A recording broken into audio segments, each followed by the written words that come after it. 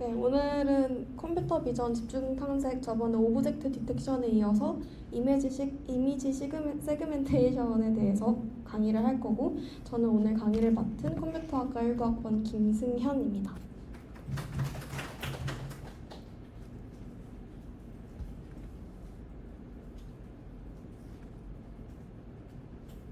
네, 먼저 이미지 세그멘테이션이라는 태스크가 뭔지부터 시작을 할 건데요. 혹시 이미지 세그멘테이션을 들어봤거나 좀 안다 하시는 분 계신가요? 다행입니다. 그래서 제가 최대한 생소하시겠다고 생각을 하고 준비를 했기 때문에 오히려 다행인 것 같습니다. 이미지 세그멘테이션은 여기 이미지를 보시면 바로 감이 오실 텐데요. 이렇게 왼쪽 이미지가 주어졌을 때 이미지의 어떤 의미 있는 부분들로 파티셔닝하는 그런 태스크가 이미지 세그멘테이션입니다. 그래서 이렇게 이미지에 어떤 물체들이 있는지 아니면 어떤 영역이 어디에 속하는지를 알 수 있기 때문에 시각적으로 이해가 필요한 그런 컴퓨터 시스템에서 중요한 컴포넌트가 될 수 있습니다. 이렇게 이미지를 세그멘트한 뒤에는 예를 들면 여기서 0번은 백그라운드 클래스에 속한다, 아니면 초록색은 트리에 속한다, 이런 것들을 알 수 있기 때문에 이미지가 어떤 미닝풀한 내용들을 갖고 있는지 알 수 있고, 또 컴퓨터 시스템에서 자동화해서 분석하기가 조금 더 용이하다고 할 수 있습니다. 그래서 이미지 세그멘테이션은 크게 현재 3개 정도의 타입이 있는데요. 먼저 맨 왼쪽에 있는 시멘틱 세그멘테이션입니다. 시멘틱 세그멘테이션은 이미지의 모든 픽셀이 적어도 딱 하나의 클래스에 속하게 되는 그런 태스크이고요. 각 픽셀이 어떤 클래스에 속하는지를 분류하는 약간 확장된 이미지 클래시피케이션 문제다라고 생각할 수 있습니다. 근데 여기서는 이렇게 사람이 있을 경우에 얘네들은 그냥 사람이다 라고만 생각을 하지 별도의 사람이라고 생각하진 않는데요. 이걸 구분하기 위한 것이 인스턴스 세그멘테이션입니다. 인스턴스 세그멘테이션은 이미지 내에서 어떤 유의미한 객체를 인식을 하고 그 객체가 같은 사람 클래스더라도 별개의 인스턴스로 분류를 하는 그런 태스크입니다. 마지막으로 제일 고난이도의 태스크인 파놉틱 세그멘테이션이 있는데요. 파놉틱 세그멘테이션은 앞에 2개의 시네틱 세그멘테이션이랑 인스턴스 세그멘테이션을 합친 것으로 모든 이미지가 분류가 되지만 같은 클래스에 속하더라도 인스턴스를 구분하는 거라고 말할 수 있겠습니다. 그럼 이미지 세그멘테이션을 어떻게 할 수 있냐라고 할 수 있는데, 되게 베이직하게 픽셀 밸류로 슬래시 홀딩 하는 그런 것도 옛날에 있었다고 하더라고요. 그다음에 각종 이미지 프로세싱 전통적인 기법들을 이런 식으로 있는데, 저희는 이런 내용은 다루지 않을 거고 오늘은 딥러닝 베이스 메소드로 집중을 할 겁니다. 딥러닝 베이스 메소드는 일반적으로는 저희 컴퓨터 비전에서 딥러닝이 이미지 클래시피케이션부터 흥하기 시작했잖아요. 알렉스넷이나 레즈넷이나 이런 것들. 그래서 이미 사전 훈련이 완료된 이미지 클래시피케이션 모델을 세그멘테이션 모델을 일부러 씀으로써 최대한 좀 효율적으로 만들려는 그런 시도가 일반적이다라고 말할 수 있습니다. 다시 말해서 이미 존재하는 이미지 클래시피케이션 모델을 최대한 변형하려고 하는 시도가 좀 많았다고 요약을 할 수 있습니다. 그럼 이미지 세그멘테이션 어디에 쓸 수 있느냐라는 얘기가 나올 수 있는데요. 이미지 세그멘테이션의 대표적인 응용 사례 중 하나는 메디컬 쪽입니다. 의료 분야에서 이런 식으로 뇌에 어떤 영역을 세그멘테이션 하거나 아니면 어떤 근육 부분을 인식을 한다던가 그런 것들이 가능하고요. 그 다음에 자율주행 자동차에서 이런 식으로 어떤 자율주행 자동차가 보는 씬이 주어졌을 때 그 씬에 사람이 어디 있는지 아니면 트럭이 어디 있는지 이런 것들을 인식하고 주행하는 데 활용할 수 있다고 합니다. 그 다음에 비디오 서베일런스는 제가 잘 모르는 분야고, AR이나 아니면은 인공위성이 찍거나 드론이 찍은 사진에 예를 들면 지구의 맨 위에서 아래로 바라보면서 도시 사진을 찍어서 거기에 어떤 빌딩이 있는지들을 확인하는 데에도 세그멘테이션이 쓰입니다. 그리고 좀 더 가까운 사례로는 구글 픽셀폰에 들어간 인물 사진 모드가 있는데요. 다들 아마 인물 사진 모드 써보셨을 거라고 생각을 하는데, 인물 사진 모드로 찍게 되면 이렇게 그냥 나오는 사진들이 그 객체 사람에 해당하는 부분만 좀 더 강조돼서 나오게 됩니다. 근데 여기서 구글 픽셀에서 이거를 구현한 방법이 시멘틱 세그멘테이션을 이용한 건데요. 이렇게 사진이 주어졌을 때 이 부분 그 객체에 해당하는 포어그라운드랑 나머지 부분이 백그라운드로 두 가지 레이어로 나눠서 백그라운드 부분만 블러 처리하는 방식으로 인물 사진 모드를 구현했다고 합니다.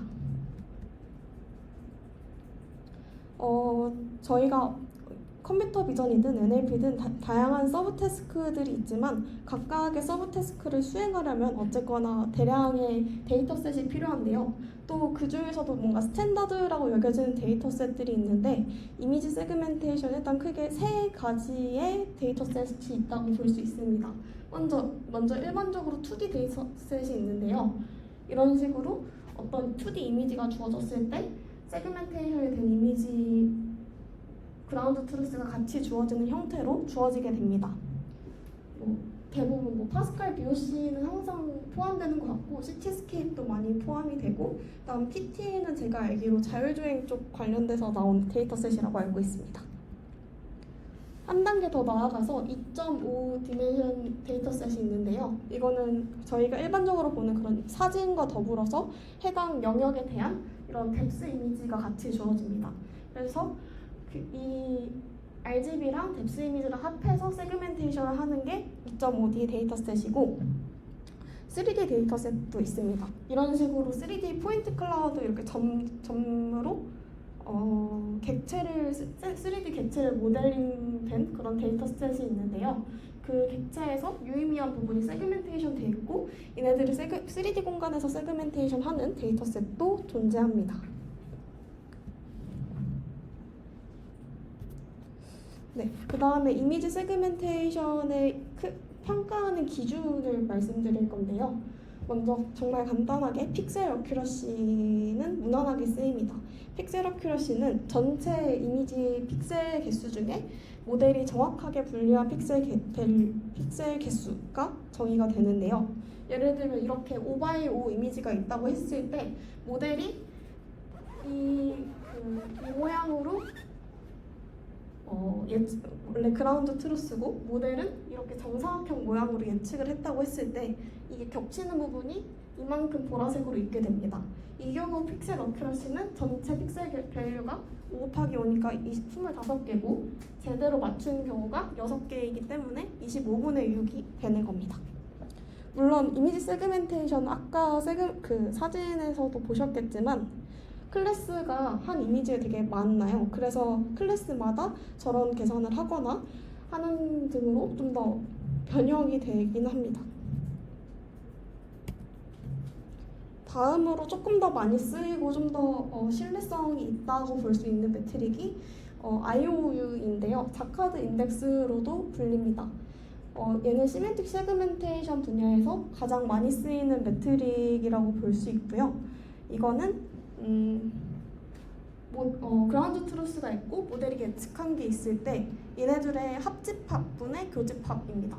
그래서 얘 같은 경우는 분모에 얘네들의 합집합인 3, 4, 5니까 12가 들어가고요. 분자에는 여기 교집합인 보라색 부분에 해당하는 6이 들어가서 12분의 6이 나오게 됩니다. 네, 여기까지 이미지 세그멘테이션에 대한 설명이었고요. 혹시 여기서 궁금했던 점이나 그런 게 있으실까요? 네, 그러면 풀리 컨볼루셔널 네트워크로 바로 넘어가도록 하겠습니다. 이미지 세그멘테이션, 특히 시멘틱 세그멘테이션을 해결하기 위해서 가장 처음으로 나온 모델, 딥러닝 모델이라고 볼 수 있는데요. 먼저 저희가 예를 들면 정말 아무것도 없다고 생각을 하고 세그멘테이션을 어떻게 수행할 것인가로부터 고민을 시작하도록 하겠습니다.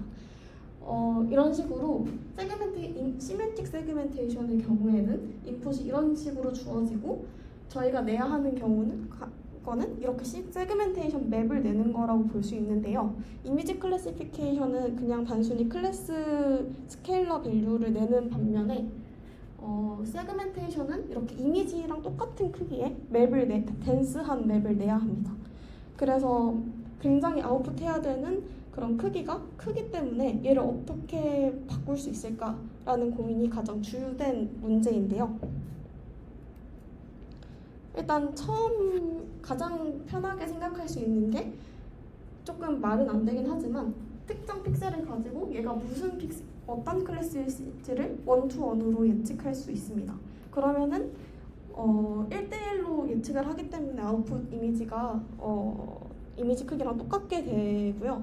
근데 이때 예를 들면 여기가 검은색인데 이 검은색이 소에 속하는 검은색인지 아니면 뭐 동굴에 속하는 검은색인지 알 수가 없기 때문에 저희가 이 검은색 주변에 어떤 컨텍스트가 있는지라는 정보가 필요하다는 문제가 있습니다.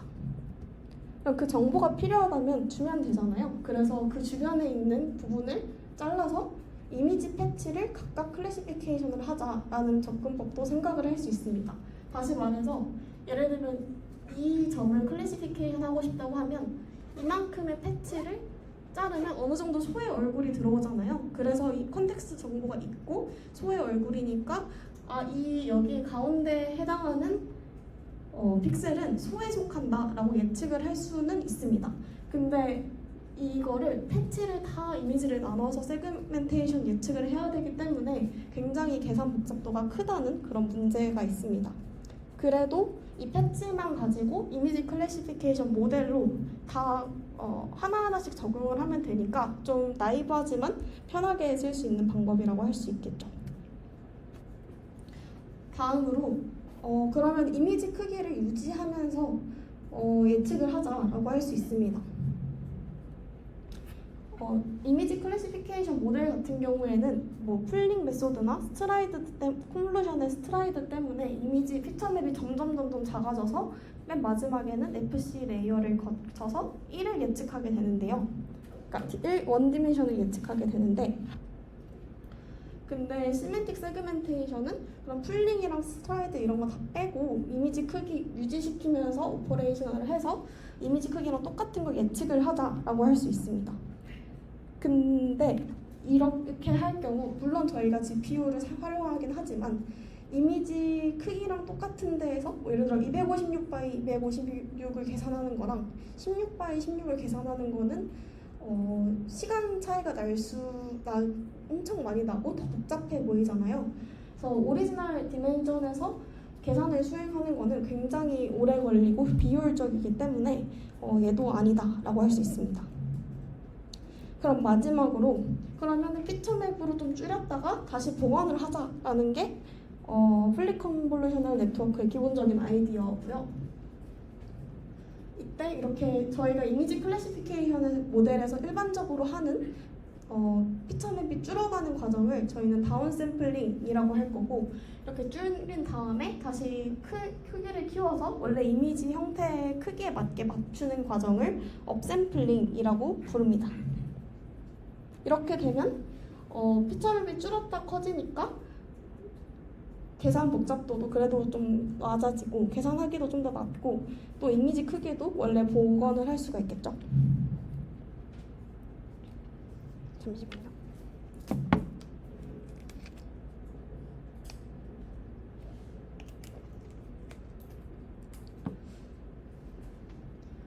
그래서 풀리 컨볼루셔널 네트워크를 설명을 하자면 이름에서 딱 정리가 되어 있는데요. 네트워크가 풀리 컨볼루셔널 레이어로만 이루어진 네트워크입니다.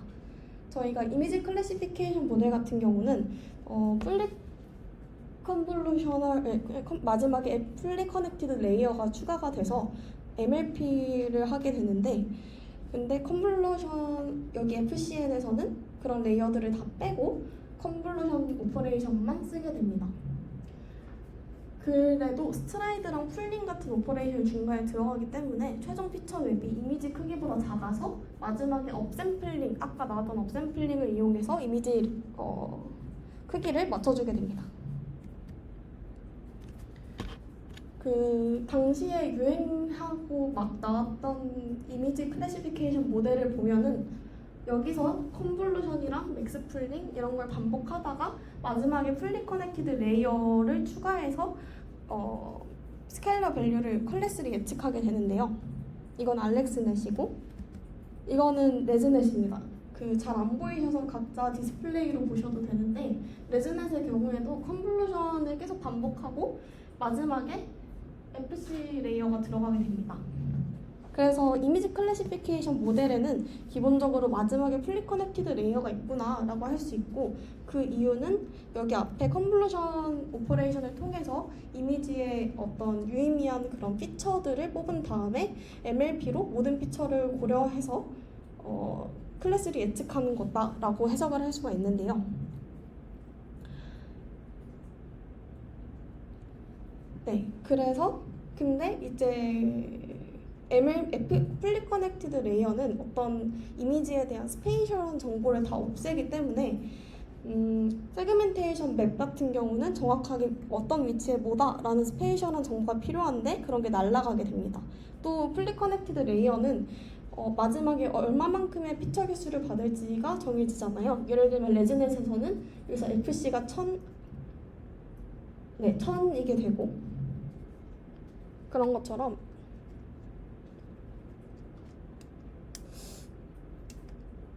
꺼져서 말로 할게요. 정해지기 때문에 마지막에 이미지 크기가 어떻게 들어와야 되는지, 입력 이미지가 어떻게 들어와야 되는지가 고정이 되게 됩니다.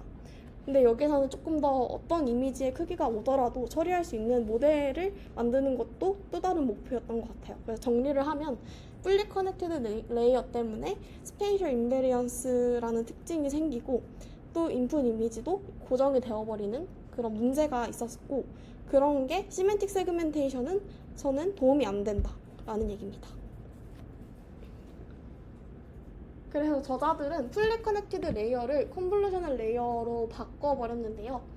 여기서 이 윗부분이 이미지 클래시피케이션 모델이고 여기 앞부분에서 컨볼루셔널 레이어를 통해서 피처맵을 줄이게 됩니다. 그리고 마지막에 이 이렇게 선 3개가 FC 레이어인데 이 선 3개에 해당하는 FC 레이어를 컨볼루셔널 오퍼레이션으로 바꿔버리는 겁니다. 이렇게 되면 컨볼루셔널 오퍼레이션 어쨌거나 스페이셜한 정보를 깨뜨리지 않기 때문에 시멘틱 세그멘테이션에 필요한 그런 공간적 정보를 잃어버리지 않을 수 있습니다.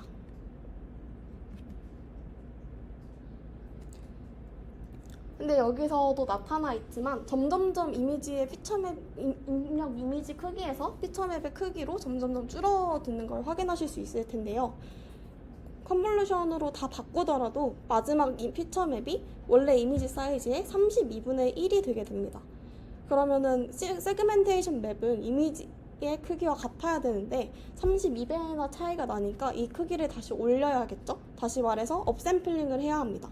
그럼 업샘플링을 어떻게 할 것이냐에 문제가 있는데 얘를 일반적인 용어로 표현을 하면은 피처맵이 코어스한 거에서 덴스한 맵으로 바꿔야 한다. 조금 더 이미지에 대해서 좀 두루뭉술하고 큰 알맹이가 크게 피처맵이 있는데 얘네들을 이미지의 크기에 맞게 디테일한 정보를 담게 바꿔 업샘플링을 해야 한다라고 정리를 할 수가 있고요.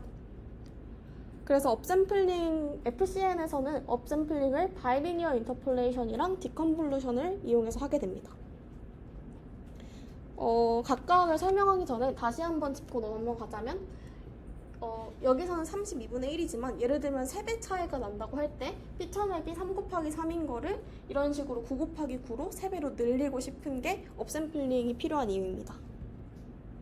그래서 먼저 들어보셨을 것 같은데 리니어 인터폴레이션부터 생각을 해볼게요. 이런 식으로 여기가 4고 여기가 6이고 D1과 D2의 거리가 같을 때 여기 오는 숫자는 뭘까요?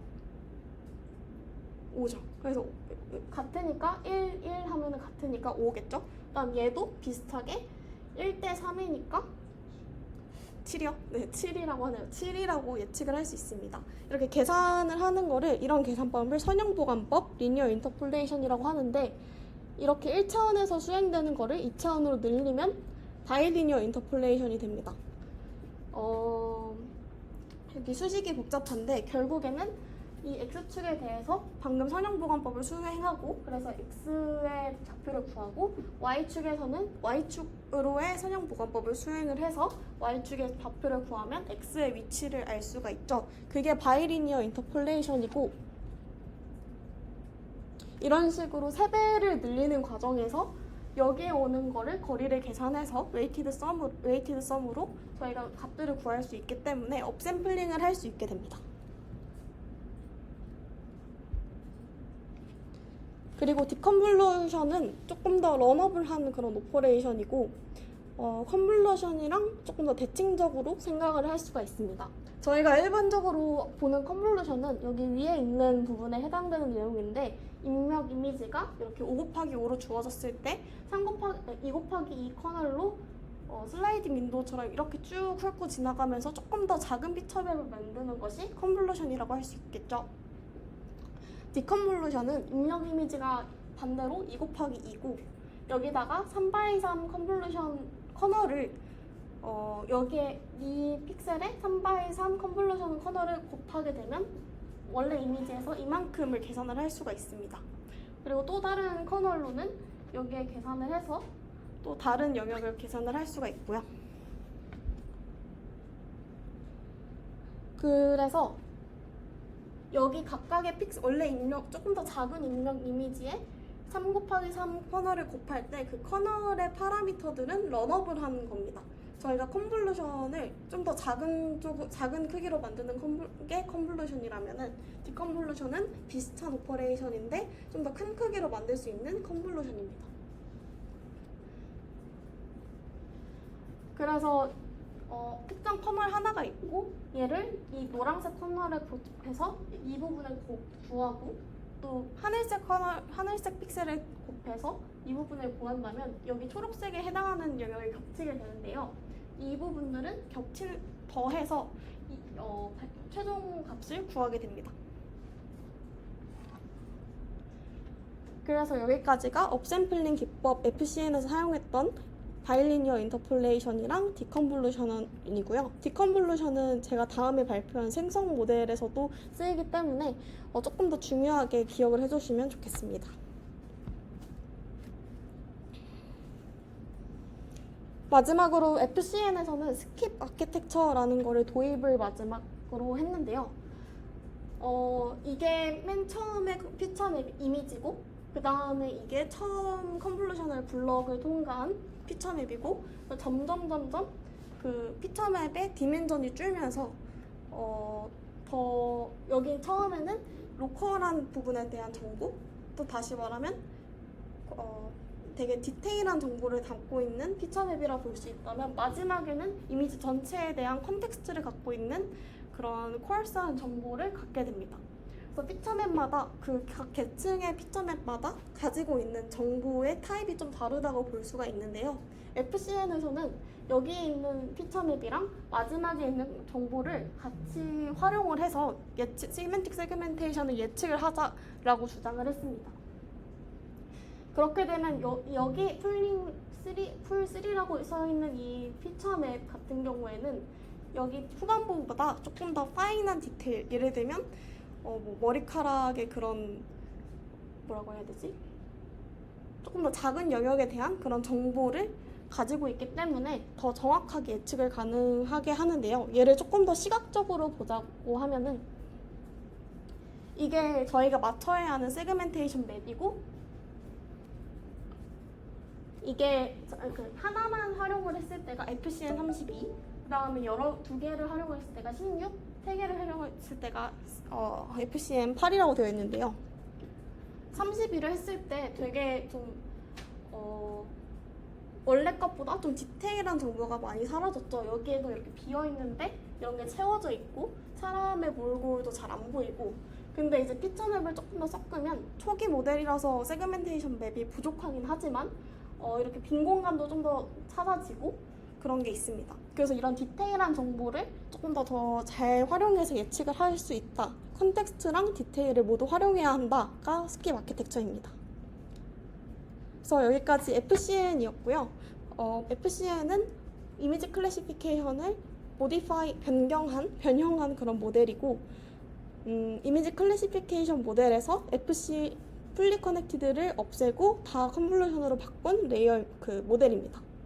그래서 스페이셜한 정보를 남길 수 있고, 하지만 피처맵이 작아지기 때문에 업샘플링을 통해서 오리지널 이미지 사이즈로 복원을 하게 됩니다. 마지막으로 얘가 조금 더 중요하다고 생각을 하는데, 로컬하고 디테일한 정보랑 글로벌하고 시멘틱한 정보를 함께 쓰는 스킵 아키텍처를 통해서 조금 더 세그멘테이션을 잘 예측할 수 있다라는 게 FCN입니다. 조금 더 구체적인 예를 들자면,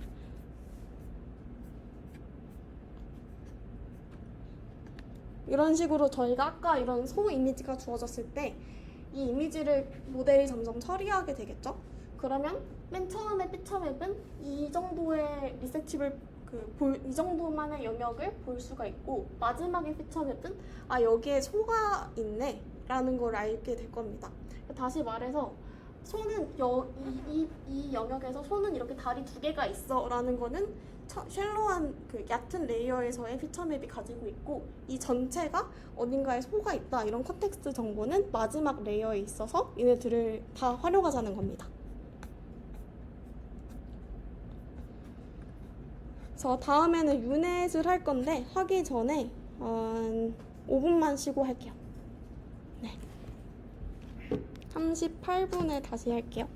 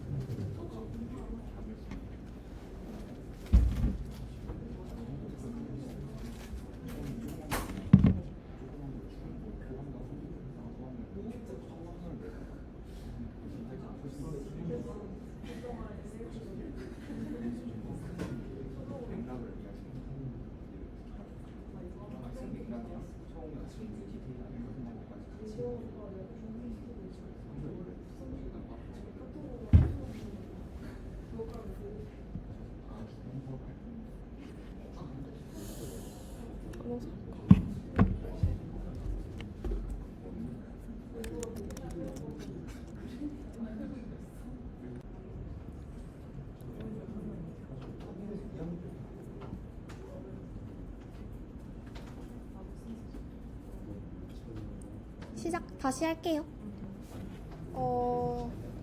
제가 준비를 하긴 했는데, 이거를 서베이 논문을 보면서 준비를 했는데 좀 따라올 수 있었으면 좋겠다가 좀 커서 내용이 그렇게 많지가 않거든요. 그래서 일찍 끝날 것 같아서 쉬는 시간을 넣었었고, 그 다음에 보는 거는 유넷입니다. 유넷은 처음에 바이오메디컬 세그멘테이션 태스크를 위해서 만들어졌어요. 그래서 바이오메디컬 세그멘테이션이라 하면 좀 추상적이지만 이따가 예시가 나올 건데, 어떤 세포 현미경 사진이 있고 거기서 세포가 어디 있는지를 찾는 그런 챌린지를 내기 위해서 만들어진 게 유넷입니다. 유넷은 이름에서 다 드러나 있는데 그 네트워크 구조가 이렇게 U자 형태예요. 그래서 유넷이고요. 네, 유넷은 크게, 이거부터 말할게요. 유넷은 크게 이렇게 내려가는 컨트랙팅 패스, 조금 피처맵이 줄어가면서 내려가는 컨트랙팅 패스랑 올라가는 익스펜딩 패스로 이루어져 있습니다. 먼저 컨트랙팅 패스는 이렇게 입력 이미지가 여기에 있는 게 입력 이미지고, 각각 이 파란색들이 피처맵 해당 오퍼레이션 뒤에 피처맵 사이즈인데요. 이 피처맵 사이즈가 점점 줄고 572에서 284가 되고 140이 되고 68, 32. 그러니까 피처맵이 200대에서 30대로 변하게 되는 이미지 크기에 해당하는 디멘전이 그렇게 줄게 되고요. 그 다음에 그래도 이미지가 갖고 있는 정보는 유지를 해야 하니까 대신에 피처맵 이미지 크기를 줄이는 대신에 채널 수를 점점 늘리게 됩니다. 채널이 원래는 여기서는 그레이스케일 이미지여서 흑백 이미지여서 원 채널이거든요. 그래서 원 채널에서 64, 128, 256, 512로 점점 키우게 됩니다. 이미지 클래시피케이션에서 채널 수를 키우는 거랑 유사한 그런 거고요. 그 다음에 이런 과정을 통해서 피처맵을 점점점 줄이면서 이미지에 대한 컨텍스트, 아까 말씀드렸던 것처럼 디테일한 것보다 좀 더 깊어지면서 컨텍스트 정보를 얻으려는 그런 의도가 있습니다. 그 다음에는 익스펜딩 패스인데요. 익스펜딩 패스는 피처맵이 점점 커지는 경우고 여기서 28, 104, 200, 300대로 최대한 이미지 크기에 가깝게 이미지 디멘전 높이, 너비에 해당하는 부분이 커지게 됩니다. 여기에 반해서 이번에는 채널을 점점 줄여서 해당 피처맵이 갖고 있는 정보를 최대한 유지를 하고 그렇게 되는데요. 이러면서 점차적으로 세그멘테이션 맵을 만들고 디테일한 정보를 표시하기 위한 그런 의도입니다. 여기서 피처맵의 전체 사이즈를 유지한다는 거, 그러니까 이미지 크기에 해당하는 높이, 너비는 줄이면 채널을 늘리거나 아니면은 높이, 너비를 늘리면 채널을 줄이는 그런 것들은 예를 들면 피처맵이 있는데 5×5의 채널이 뭐 36이에요. 근데 얘를 갑자기 이미지 크기를 10×10, 36으로 하면 어차피 들어있는 정보는 똑같은데 숫자가 많아지잖아요. 근데 반대로 뭐 그런 경우에 좀 스파스한 그런 형태가 될 수도 있고, 아니면 5×5 36인데 뭐 1x1 36으로 해버리면 이미지가 5×5 36만큼의 정보를 갖고 있었는데 얘를 확 줄여버리니까 정보를 조금 더 잃어버릴 수 있겠죠, 압축하면서. 그래서 그런 것들을 좀 보존을 하려고 채널을 좀 늘리는 것도 있습니다. 그 다음에 이렇게 최종적으로 만들어지는 이런 U자 쉐입에서 여기에 보이는 화살표들이 뭘 의미하냐면, 예를 들면 여기에 있는 피처맵이 있는데 얘를 이 다음에 이 위치에 있는 파란색 피처맵이랑 얘를 여기에 흰색으로 가져와서 컨캐트네이션을 해서 업샘플링을 한다라는 의미입니다. 그래서 같은 레벨에 있는 피처맵, 여기 하나, 둘, 셋, 네 번에 걸쳐서 피처맵을 총 4번 컨캐트네이션해서 업샘플링 하는데 활용하고요. 여기서 업샘플링을 할 때 이전 피처맵을 활용하고, 여기서도 할 때 갖고 와서 컨캐트네이션해서 활용하고 해서 여러 레벨에서 피처맵을 컨캐트네이션해서 활용을 한다라고 볼 수 있습니다.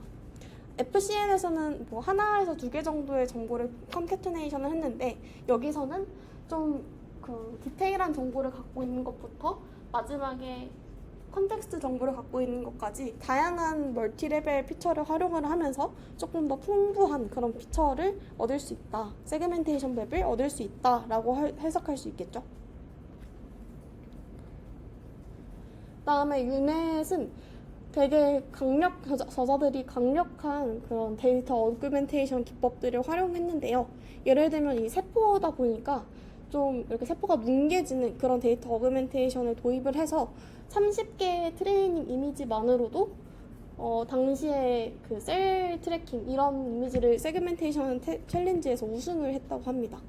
이게 2015년도였는데 이미지넷만 해도 사실 다운받는데 되게 오래 걸릴 정도로 큰 데이터셋이잖아요. 적어도 뭐 1000만, 10만 정도 데이터셋이 유행했을 텐데 그 와중에서도 30개의 이미지만으로 세그멘테이션을 잘 한다는 거는 되게 굉장한 성과라고 할 수 있습니다. 그래서 유넷이 처리했던 태스크를 다시 한번 말하자면, 이런 식의 이미지가 있는데 되게 흐릿하게 좀 세포들이 있거든요. 그래서 이 세포들을 각각 이렇게 세그멘팅하는 그런 태스크를 수행을 했습니다. 사실 유넷이 바이오메디컬이기도 하고 일반적인 그냥 RGB에서는 세그멘테이션에서는 그렇게 막 쓰이지는 않는데, 이거를 얘기했던 이유는 스테이블 디퓨전, 달리 또 뭐가 있죠? 미드저니 이런 것들 아이쿠나 아니면 직접 써보신 경험이 있을 텐데, 디퓨전 모델에 들어가는 주요 구조 중 하나가 유넷입니다. 그래서 이거는 스테이블 디퓨전에 들어가는 구조인데, 유넷이 입력 이미지랑 출력 이미지의 크기가 같기 때문에 이런 구조를 활용해서 세그멘테이션은 아니지만 여기 이 부분에 들어가는 게 유넷이 되게 됩니다. 그래서 이렇게 컨트랙팅 패스로 압축한 다음에 다시 복원하는 그런 곳에 유넷이 쓰이게 됩니다. 그래서 유넷을 정리하자면 컨트랙팅 패스랑 익스펜딩 패스, 피처맵의 사이즈를 줄이는 패스랑 피처맵의 사이즈를 늘리는 패스 두 가지로 구성이 돼 있고, 얘네가 시메트릭하게 대칭적으로 U자 형태를 이루고 있어서 유넷입니다. 다음에 다양한 레벨에서 컨트랙팅 패스에서 발생한 다양한 레벨의 피처맵들을 컨캐트네이션해서 업샘플링 하는 데 활용을 하면서 다양한 특성을 가진 그런 피처맵들을 열심히 활용하게 되고요. 이를 통해서 코어스한 피처맵에서부터, 컨텍스트하고 글로벌한 피처맵에서부터 로컬하고 디테일한 피처맵까지 다 활용을 하면서 조금 더 세그멘테이션에 필요한 정보를 많이 활용을 할 수 있겠죠. 그다음 마지막으로 스테이블 디퓨전의 핵심 컴포넌트 중 하나입니다. 다음은 딥랩을 볼 거고요. 넘어가기 전에 유넷이랑 FCN에 대해서 질문이 있을까요? 네. 혹시 처음에 네. 세그멘테이션 관련해서 말씀해 주신 것 중에 네네. 스페셜 인밸런스하고 픽스드 이미지 사이즈에 대해서 효과적이지 않기 때문에 다른 기법을 이용한다고 적어놓으신 것 같은데, 그중에서 스페셜 인밸런스하고 세그멘테이션 사이의 관계가 좀 궁금해가지고. 스페이셜 인베리언스랑 세그멘테이션의 관계요? 잠시만요.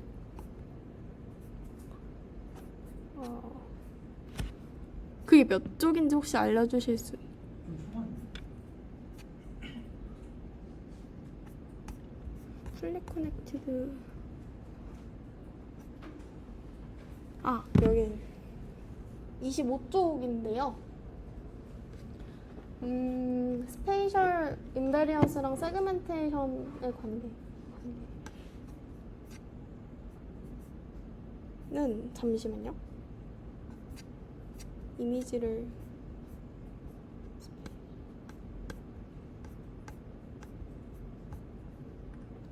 이 이미지로 설명을 드리자면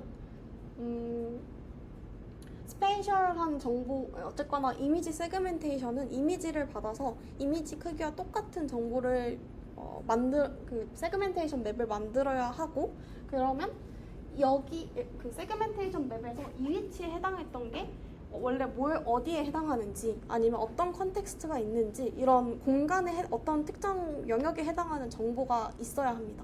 다시 말해서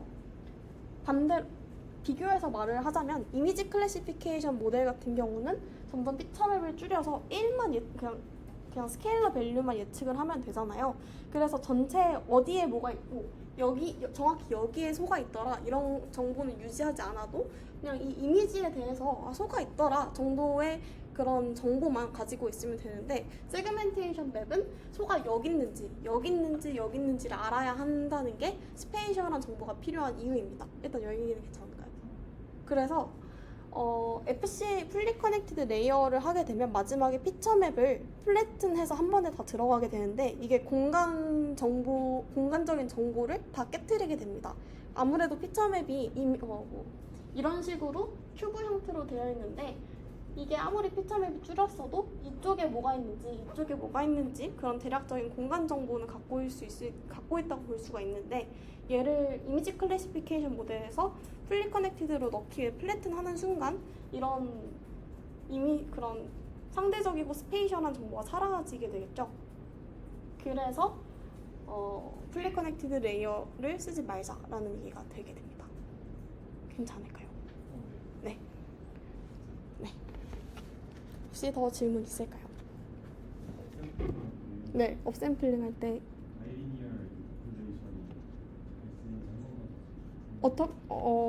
어떻게 계산할 수 있는지예요? 아니면 어디에 쓰일 수 있는지? 왜 쓰이는지요?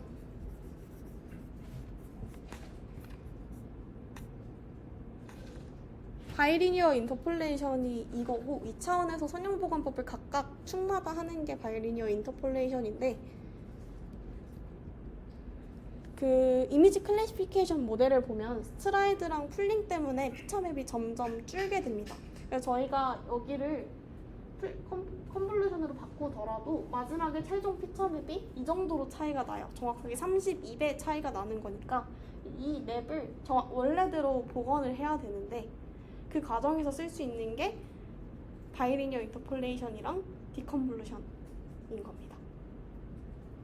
어떤 원리로 샘플링을 가능하게 하는지 그거는 예시를 보여드릴게요.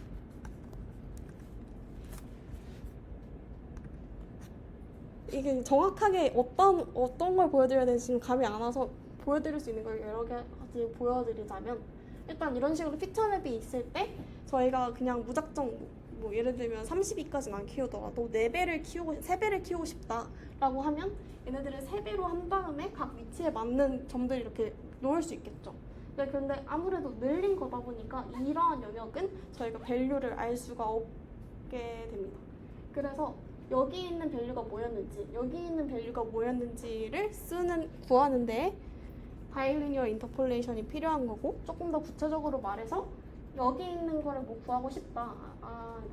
여기 있는 걸 구하고 싶다라고 하면은 여기가 x축으로 봤을 때 여기가 5고 여기가 4니까 그럼 한 여기는 4.5가 되겠네. 그럼 여기는 4.5 이런 식으로 할 수가 있는데 이걸 바이리니어 인터폴레이션으로 제가 말로는 계산을 못 하겠어서 여기는 어떻게 계산하는 느낌인지 아시겠죠?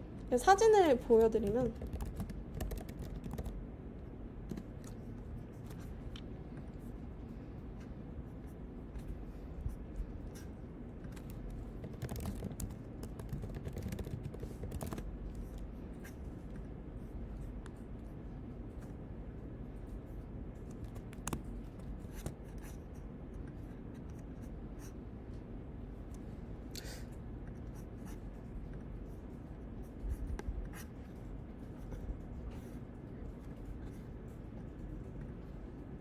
요거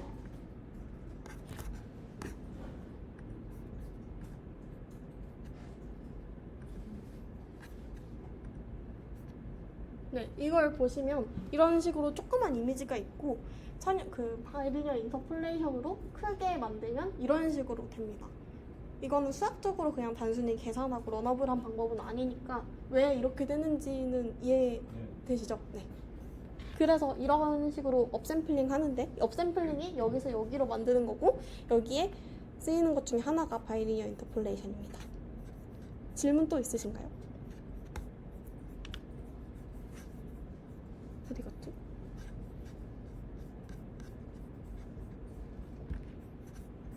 잠시만.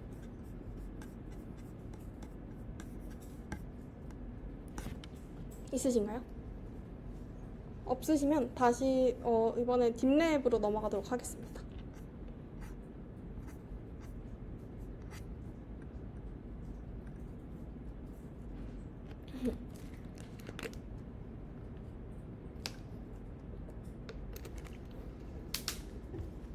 딥랩의 정확한 명칭이 딥랩 패밀리는 아니고요.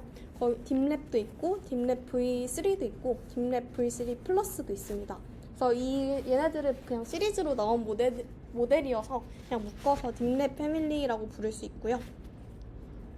구글에서 나온 세그멘테이션 모델이고 아까 말씀드렸다시피 딥랩, 딥랩 V3, 딥랩 V3 플러스까지 시리즈로 차차 나온 모델입니다. V2는 정확하게 중간에 좀 얘만 다룬 논문은 따로 나오지 않았어서 이렇게 넘어간 것 같고요.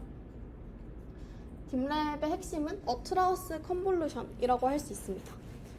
그래서 이거는 논문에 있는 그런 그림인데 이렇게 이미지가 주어졌을 때 세그멘테이션을 예측하는 건 동일한데 보시면 아까 전에 FCN이나 유넷보다 유넷은 아니죠. 또 FCN보다 좀 더 잘 예측을 하는 걸 좀 말의 형태가 어느 정도 잘 예측이 됐죠.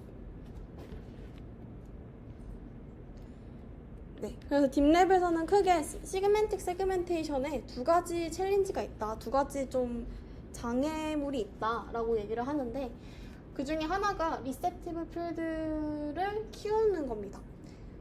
이미지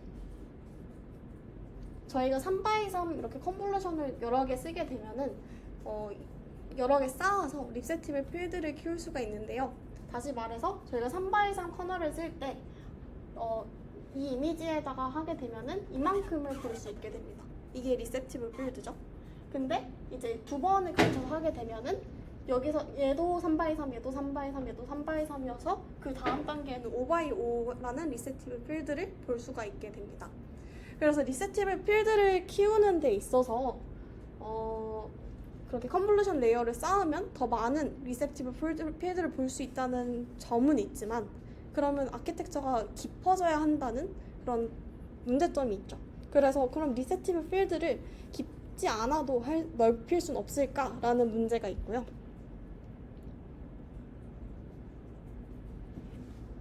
그 다음에 이미지에는 이런 식으로 여기도 사진을 보시면 이렇게 큰 비행기도 있고 똑같은 비행기여도 작은 비행기가 있을 수 있습니다. 그럼 얘네들을 되게 같은 물체인데도 크기가 다른 그런 스케일들 그런 오브젝트를 멀티 스케일을 어떻게 인식할 것이냐, 어떻게 처리할 것이냐가 두 번째 장애물입니다. 그래서 먼저 리셉티브 필드를 키우기 위해서 나온 게 어트라우스 컨볼루션 또는 딜레이티드 컨볼루션인데요. 어트라우스라는 뜻이 정확히 어떤 언어인지는 기억이 안 나는데 구멍이 있다라는 뜻입니다. 일단 어트라우스 컨볼루션은 딜레이션 레이트라는 파라미터를 하나 더 가지게 되고요. 이게 일반적인 컨볼루션 3x3으로 이루어지는 건데 어트라우스 컨볼루션은 이렇게 커널 필터 사이에 빈 공간이 하나씩 추가가 되게 됩니다. 딜레이션 레이트 R은 여기 커널 웨이트과 웨이트 사이에 제로를 몇 개를 넣을 건지, 그러니까 커널이 3 곱하기 3인데 이 사이사이에 0을 R-1개 넣어가지고 조금 더 리셉티브 필드를 키우는 그런 방법이 되고요. 원래는 리셉티브 필드를 키우려면 컨볼루션 오퍼레이션을 쌓아야 하고 이 과정에서 아키텍처도 깊어지고 파라미터 수도 그만큼 더 늘어나게 되겠죠. 근데 어트라우스 컨볼루션을 쓰면은 3x3이랑 똑같은 파라미터를 가지고 계산량도 똑같은데 이제 리셉티브 필드는 키우는 그런 효과가 날 수 있습니다.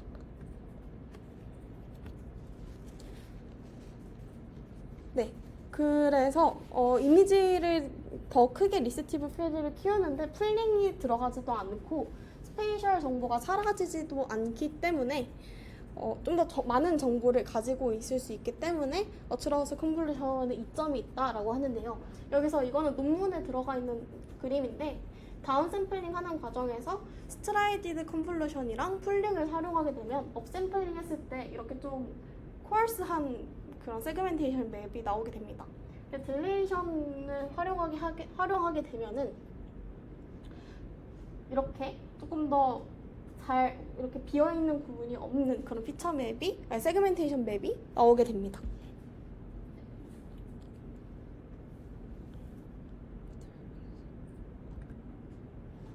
그 다음에 나오는 게 어트라우스 스페이셜 피라미드 풀링, 줄여서 ASPP라고 불리는 모듈인데요.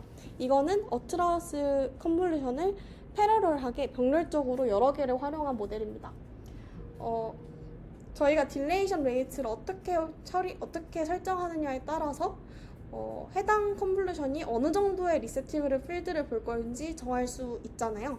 예를 들면 0으로 하면 뭐 3x3이다 하면은 3 곱하기 3을 볼 수 있을 거고, 딜레이션 레이트이 1이다 하면은 뭐 5x5나 그런 것들을 볼 수 있게 만들 수 있는데, 이런 딜레이션 레이트를 여러 개 다르게 놔서 각각이 다른 리셉티브 필드를 볼 수 있고 따라서 다른 스케일의 오브젝트를 볼 수 있게 만든 게 ASPP입니다.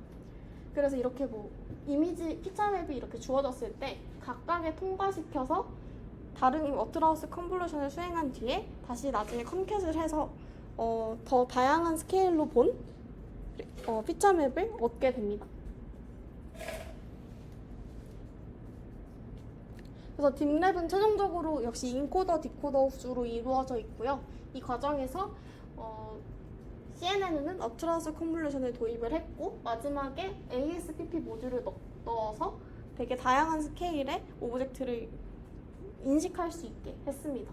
그 다음에 디코더 부분에서는 CNN에서 얻은 정보랑 ASPP에서 얻은 정보를 스킵 아키텍처로 연결을 해서 더 많은 피처 맵을 활용할 수가 있고요. ASPP에서 더해진 게 이미지 전체를 풀링해서 마지막 피처맵을 전체를 풀링해서 전체적인 컨텍스트 정보를 얻는 부분과 그 다음에 원래 피처맵을 어느 정도 유지하는 것들을 해서 점점 여기는 더 디테일한 정보를 볼 수 있을 거고 내려갈수록 더 컨텍스트한 정보를 볼 수 있는 그런 다양한 스케일들의 피처맵을 병렬적으로 계산을 하게 됩니다.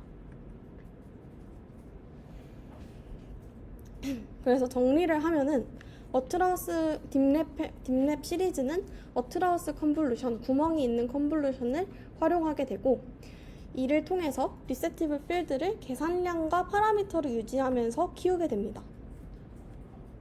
그 다음에 어트라우스 컨볼루션 딜레이션 레이시 다른 딜레이티드 컨볼루션을 여러 개 사용을 해서 다양한 스케일의 오브젝트를 인식할 수 있게 만들었습니다.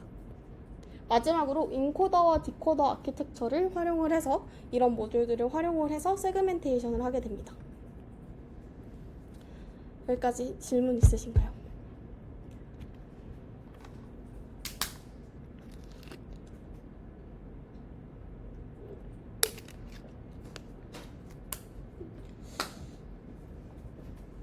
다음에 세그 포머로 넘어갈게요.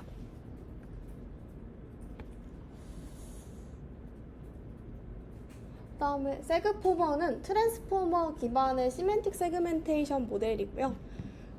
지난번에 보셨던 비전 트랜스포머를 조금 바꾼 모델입니다. 다음에 세그 포머에서의 목표는 디자인이 간단하고 효율적인 걸 만들자라는 건데요. 저희는 오늘 자세한 그런 모듈들 어떤 디테일보다는 트랜스포머 구조를 VIT를 어떻게 시멘틱 세그멘테이션에 활용을 했냐를 보겠습니다. 원래 VIT는 이미지 클래시피케이션에 쓰이는 건데 시멘틱 세그멘테이션을 어떻게 활용을 할 수 있을까 이런 것들을 볼 거고요. 역시 인코더, 디코더 아키텍처를 활용을 하고 있고 그 다음에 인코더 부분에서 다양한 레벨의 피처맵을 또 활용을 하면서 좀 풍부한 그런 피처맵들을 활용을 하게 됩니다.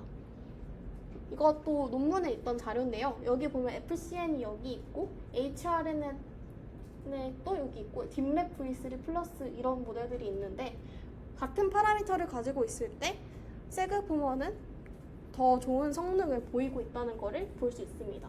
여기서 성능을 측정한 매트릭이 아까 봤던 자카드 인덱스 IOU가 들어가 있고요. 그래서 먼저 인코더 부분을 볼 겁니다. 이게 세그 포머의 구조인데 여기에 해당하는 부분이 인코더가 됩니다. 그래서 인코더는 트랜스포머 블록으로 이루어져 있고 처음에 이미지가 주어졌을 때 4x4 패치로 나눠서 그 패치들을 토큰으로 받아서 VIT로 기반 아키텍처로 처리를 하게 됩니다. 원래 VIT에서는 16x16의 패치로 만들었는데 여기서는 VIT보다 더 덴스한 세그멘테이션 맵을 만들어야 하니까 더 작은 패치들로 만들어서 덴스하게 프리딕션 할 수 있도록 만들었다고 설명을 합니다. 다음으로 여기 보시면 이 처음 걸 통과한 피처 맵을 여기 MLP 레이어로 보내고 있고 두 번째 것도 보내고 세 번째 거 피처 맵도 보내고 네 번째 것도 피처 맵을 보내고 있습니다. 그래서 다양한 깊이의 피처 맵들을 다 모두 활용을 하면서 아까 봤던 유넷이나 그런 것들 다른 아키텍처처럼 다양한 레벨의 다양한 정보를 갖고 있는 피처 맵들을 골고루 활용을 하고 있습니다. 다시 말하지만 여기에는 디테일한 정보, 여기에는 좀 컨텍스트하고 글로벌한 정보가 들어가겠죠. 그 다음에 MLP 디코더인데요. 여기 세그 포머에서는 이전의 다른 모델들과 다르게 디코더를 MLP로만 좀 간단하게 만든 편입니다. 그래서 저자들은 이거를 인코더가 리셉티브 필드가 크기 때문에 이 부분은 이따 나오겠지만 인코더의 리셉티브 필드가 크기 때문에 디코더가 간단하더라도 충분히 세그멘테이션을 잘 하더라라고 설명을 하고 있고 또 그 전에 나왔던 예를 들면 컨디셔널 랜덤 필드 이런 것들을 활용해서 되게 복잡한 것들을 활용해서 디코더를 구성하는 경우가 있었는데 그렇게 사람이 디자인을 하고 아니면 좀 계산 복잡도가 큰 그런 모듈보다는 MLP를 나이브하게 활용을 하자라고 한 것도 의도에 있다고 합니다. 네, 그래서 이거는 각 계층에서 모델이 어떤 리셉티브 필드를 보느냐에 해당하는 건데, 이펙티브 리셉티브 필드는 리셉티브 필드인데 이제 실제로 모델이 어떻게 보느냐, 이게 리셉티브 필드가 이렇다 하더라도 실제로 활용되는 것들은 다 요소들은 정해지거나 다를 수 있잖아요. 그거를 측정하는 게 이펙티브 리셉티브 필드고, 맨 처음에 스테이지 1 같은 경우, 첫 레이어 이후 같은 경우에는 되게 로컬한 부분을 보고 있고요. 여기 빨간색이 있고 점점점 리셉티브가 커지면서 마지막에는 그 리셉티브 필드가 더 커진 이미지 전체를 보는 걸 알 수 있습니다. 근데 딥랩 같은 경우에는 처음에 되게 로컬한 정보를 보고 마지막 레이어인 스테이지 4에서도 좀 상대적으로 작은 정보를 본다는 걸 알 수가 있는데요. 세그포머 같은 경우는 마지막 레이어에서도 되게 많은 영역 이펙티브 리셉티브 필드가 꽤 크다는 걸 알 수 있고, 그래서 그 말이 인코더가 이펙티브 리셉티브 필드가 크다는 얘기고, 그래서 심플 디코더를 활용해도 잘 되더라 라는 얘기입니다. 그래서 이렇게 리셉티브 필드가 작은 곳에서는 로컬한 어텐션을 통해서 로컬한 인터랙션들을 보게 되고, 마지막에 큰 부분에서는 하이레벨하고 추상적이고 컨텍스트 정보를 보게 됩니다. 그래서 이게 실제 세그포머로 수행한 그런 세그멘테이션 맵이고요. 여기가 세그포머고, 이건 당시 다른 거의 소타였던 모델이고, 이거는 딥랩 아까 봤던 딥랩 V3 플러스 마지막 모델입니다. 여기 보시면 딥랩이나 SETR 같은 경우는 여기 부분이 비어 있거든요. 근데 세그포머는 여기 부분이 채워져 있는 걸 볼 수가 있습니다. 세그포머에서 딥랩이랑 비교를 하면서 우리가 더 좋다라고 했던 거는 어딨지? 여기 보면 딥랩 같은 경우는 좀 여기서 말하는 게 롱레인지 에러가 있다. 여기 보면은 여기가 다 같은 영역인데 이 부분들은 찾지를 못하더라. 좀 장거리의 그런 릴레이션십을 잘 캐치를 못하더라. 리셉티브 필드가 작더라 라는 문제점을 언급을 하면서, 세그포머는 여기를 잘 분류하고 있잖아요. 그래서 리셉티브 필드가 크고, 그렇기 때문에 이렇게 장거리의 그런 영역도 잘 세그멘테이션을 하더라 라는 게 저자들이 내세운 그런 주장입니다. 그래서 세그포머는 하이라키컬한 구조에, 아까처럼 멀티레벨한 피처를 활용하는 하이라키컬 구조의 트랜스포머 기반 인코더를 활용을 하고요. 그 다음에 이런 과정, 실제로 이펙티브 리셉티브 필드를 재봤을 때 상대적으로 더 크다는 거를 확인을 할 수가 있었고, 이런 점을 이용해서 심플한 MLP 디코더만으로도 되게 좋은, 당시에 소타를 달성했다고 알고 있는데 되게 좋은 성능을 보이고 있습니다. 여기까지 유넷, 딥랩, 그 다음에 세그포머였고요. 여기 질문 있으신가요? 네. 네. 인프로 트랜스포머 BIT 구도 완전 똑같아요.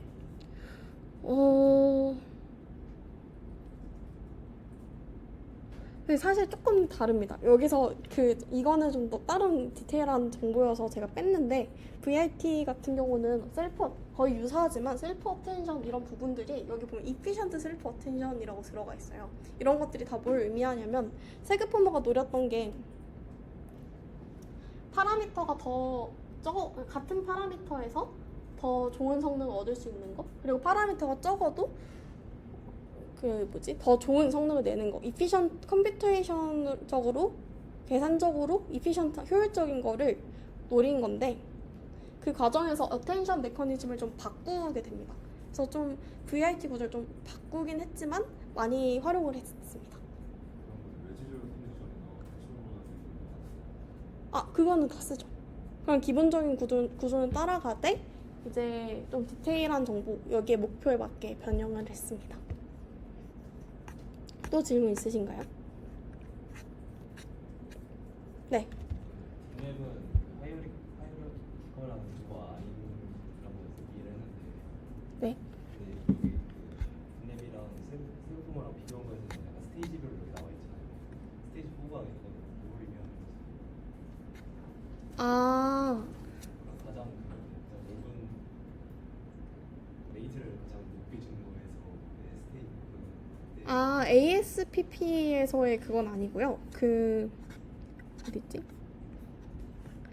이 딥랩에서 여기 보면 DCNN이라는 게 있습니다. 이 그림이 좀 너무 추상적이긴 한데 여기 딥랩 저자들이 레즈넷이랑 모바일넷 이런 것들을 이런 그런 CNN에다가 컨볼루션의 딜레이트 레인만 바꿨어요. 그래서 여기에는 CNN이 있습니다.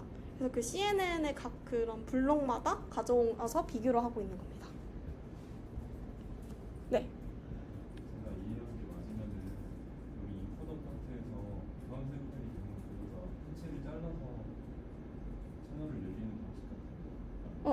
그 세그포머에서 다운 샘플링 시에 패치를 어떻게 해요? 그러니까 이미지 전체를 처음에 하다가 그걸 이제 뭐 차분화해서 채널 좀 늘려서 넣는다고. 아, 잠시만요. 그게 잠시만요.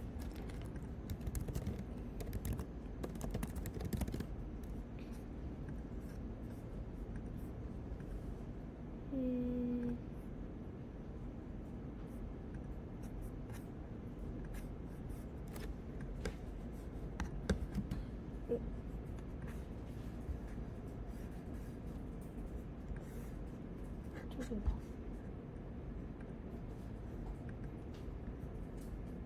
이렇게 보시면 중간에 패치로 만드는 게 아니라 이게 그 각각의 블록이 다 들어가 있는 인코더라고 할 때 이렇게 이미지가 있어요. 그래서 얘를 패치로 이미지 자체를 패치로 만든 다음에 쭉 나열시켜서 이 안에서는 이 패치 상태로 토큰 상태로 처리를 합니다. 중간에 이 안에서 인코더 블럭과 블럭 사이에서 하는 건 아니고 처음에 넣을 때 토큰으로 만들게 됩니다. 이렇게 하는 이유는 트랜스포머가 애초에 원래 NLP 그쪽에서 나왔잖아요. 그래서 토큰들을 받는 게 트랜스포머인데 이미지를 토큰을 받는 트랜스포머에서 활용을 하기 위해서 패치로 만드는 방법이 나와서 그렇습니다. 그러면은 여기 세그포머 그림상에서 네. 점점 다운 샘플이 이렇게 되는 걸로 확인이 되는데 잠시만요. 세그포머 그림상에서 네네네. 그거는 그러면 MLP 차원을 점점 낮춰가면서 만드는 구조예요. 아, MLP 차원을 낮추는 건 아니고 여기서 별도의 계산을 합니다. 이거는 저도 디테일한 건 제가 기억을 못 하겠는데 이 부분은 줄이기 위해서 별도로 계산을 합니다.